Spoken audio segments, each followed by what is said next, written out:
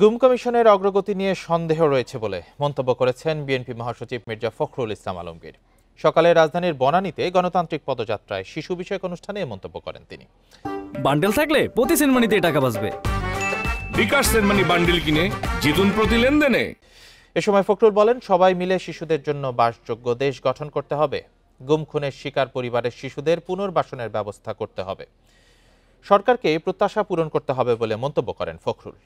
নির্বাচনে জিতলে বিএনপি গুমের শিকার পরিবারের সদস্যদের পুনর্বাসন করবে বলেও আশ্বাস দেন ফখরুল।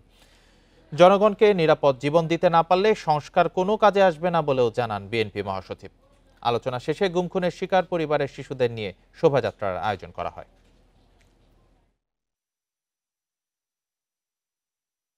আমরা রাষ্ট্রের পরিবর্তন চাচ্ছি, কাঠামোর পরিবর্তন চাচ্ছি, আমরা সংস্কার চাচ্ছি।